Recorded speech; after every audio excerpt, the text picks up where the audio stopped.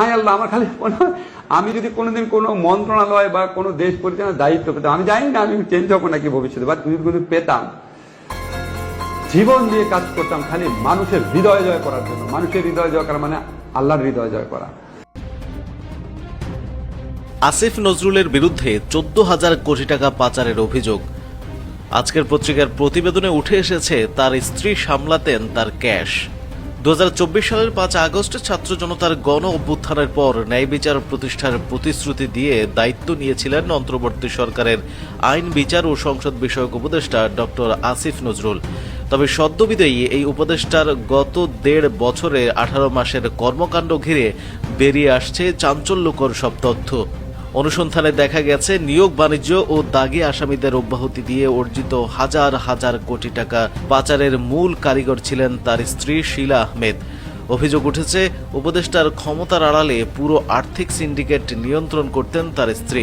নিয়োগ, বাণিজ্য থেকে শুরু করে ডায়মন্ড ওয়ার্ল্ডের মালিকের মতো রাঘব বোয়ালদের দায় মুক্তি সব লেনদেনই হয়েছে তার প্রত্যক্ষ তত্ত্বাবধানে। গত 18 মাসে এই দম্পতি প্রায় 14,000 কোটি টাকা বিদেশে পাচার করেছে বলে গুরুতর অভিযোগ পাওয়া গেছে। স্ত্রীর হাতেই ছিল ক্যাশ ও সিন্ডিকেটের চাবিকাঠি। অনুসন্ধানে জানা যায় ডক্টর আসিফ নজরুল নীতিগত সিদ্ধান্ত ও ফাইল সই করার জন্য দায়িত্বে থাকলেও টাকার লেনদেন এবং বিদেশে পাচারের পুরো প্রক্রিয়াটি সামলাতেন তার স্ত্রী ও প্রয়াত কথা সাহিত্যিক হুমায়ুন আহমেদের কন্যা শিলা আহমেদ। মন্ত্রণালয়ের অন্দরমহল এবং গোয়েন্দা সূত্রের বরাতে জানা গেছে, পিপি নিয়োগ, বদলি কিংবা বড় কোনো ব্যবসায়ীর মামলা প্রত্যাহারের ডিল ফাইনাল হওয়ার পর সেই টাকা কোথায় এবং কিভাবে জমা হবে তা নির্ধারণ করতেন শিলা। দেশীয় লেনদেনের চেয়ে দুবাই ও সুইজারল্যান্ডের গোপন অ্যাকাউন্টে অর্থ জমা করার উপরই জোর দেওয়া হতো বেশি। এই সিন্ডিকেটের এক সদস্য নাম প্রকাশ না করার শর্তে বলেন, ম্যাডামের ক্লিয়ারেন্স ছাড়া স্যার কোনো ফাইলে হাত দিতেন না। বিদেশের টাকার সংস্থান নিশ্চিত হওয়ার পরই কেবল ফাইলে সই পড়ত। আগরওয়ালকে খালাস ও বিদেশে লেনদেনে বিদায়ের ঠিক আগ মুহূর্তে ডায়মন্ড ওয়ার্ল্ডের মালিক দিলীপ কুমার আগরওয়ালকে আইনি সুরক্ষা ও মামলা থেকে অব্যাহতি দেওয়ার যে ঘটনা ঘটেছে তার নেপথ্যেও বড় ভূমিকা ছিল উপদেষ্টার স্ত্রীর। অভিযোগ রয়েছে, আগরওয়ালকে জামিন এবং মামলা থেকে ক্লিন চিট দেওয়ার বিনিময়ে 700 কোটি টাকার লেনদেন হয়েছে। তা দুবাইয়ের একটি ব্যাংকের মাধ্যমে সম্পন্ন হয়। এই লেনদেনের সম্পূর্ণ তদারকি করেছেন শিলা আহমেদ। আইন মন্ত্রণালয়ের একজন কর্মকর্তা জানান, বড় বড় রাঘব বোয়ালদের ধরপাকড়ের ভয় দেখিয়ে প্রথমে চাপ সৃষ্টি করা হতো, পরে স্ত্রীর মাধ্যমে সমঝোতা করে মোটা অঙ্কের টাকার বিনিময়ে অব্যাহতি দেওয়া হতো।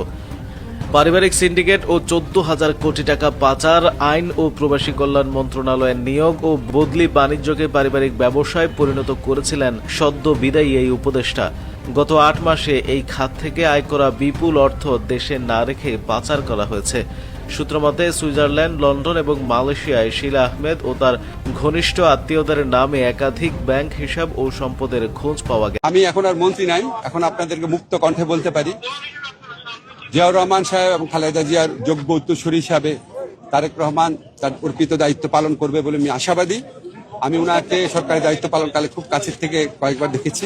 ওনাকে খুবই ম্যাচিওর, খুবই প্রাজ্ঞ এবং জনগণের প্রত্যাশা সম্পর্কে অবহিত আছেন এবং প্রচন্ড সেন্স অফ প্রপোর্শন আছে, এরকম একজন নেতা মনে হয়েছে। মানে আমি বিশ্বাস করতে পারি না যে জিয়াউর রহমান এবং খালেদা জিয়ার সন্তানের বন্ধু হয় মামুনের মতো, এটা মানে অর্ধশিক্ষিত দুর্বৃত্ত টাইপ তারেক রহমানের। কিন্তু উনারও তো শর্টকামিংস রয়েছে।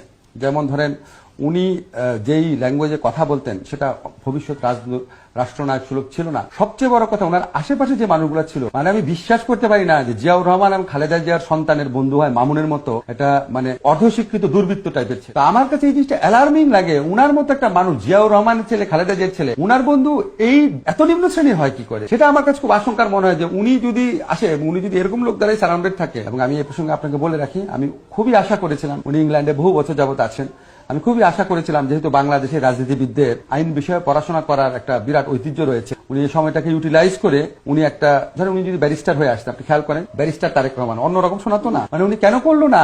এত একটা বড় সুযোগ থাকা সত্ত্বেও আমি এটা বুঝতে অক্ষম। 14,000 কোটি টাকার এই বিশাল অঙ্কের একটি বড় অংশই এখন বিদেশের মাটিতে। ক্ষমতা ছাড়ার আগেই অত্যন্ত সুকৌশলে এই দম্পতি দেশের টাকা বিদেশে সরিয়ে ফেলেছেন।